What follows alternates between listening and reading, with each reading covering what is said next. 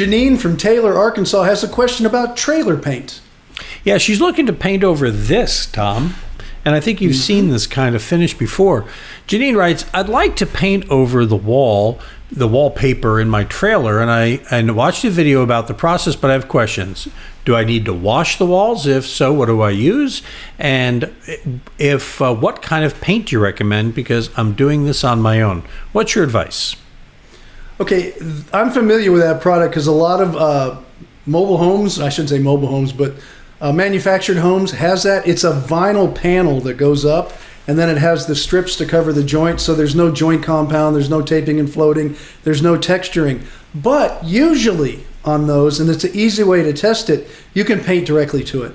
You don't have to remove the wallpaper. It's a vinyl panel that's made in a factory, and you're not going to get it off. So what I would tell you is buy some interior house paint, take an area maybe 2 foot by 2 foot square, and just paint it and let it dry. You might need a couple of coats depending on the quality of the paint you use and how much pattern you have on there. But it should paint and dry just fine, and if it does, all you do is wash it and paint it. It should paint up very nicely. It's a very simple process. It's not like wallpaper on sheetrock in a home. Is she not going to have to put some sort of deglosser or something on that? I don't think so, because it's a vinyl. It's actually a vinyl press board that goes on there, so it's waterproof. And vinyl holds paint very well. You can buy vinyl siding paint, but you don't need to do it for the interior. Just interior house paint, a good one will be fine. I have a feeling it's just going to paint up easy because that's not a typical wallpaper. If you went to YouTube or you listen to this show and some people tell me that they'd have to remove the wallpaper or they want to paint over it and texture it, wallpaper, if it gets wet, it'll bubble off. That should not bubble at all. That should be just fine to paint. So I would test an area. Worst part is you have a little area you have to scrape and just skim float a little bit.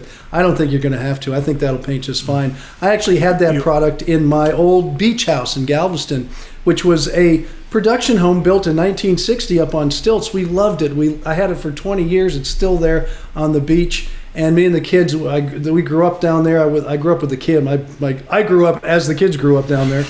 And I painted it many times. It was a very easy product to use, and it was a great time. So it's very popular, been used a lot.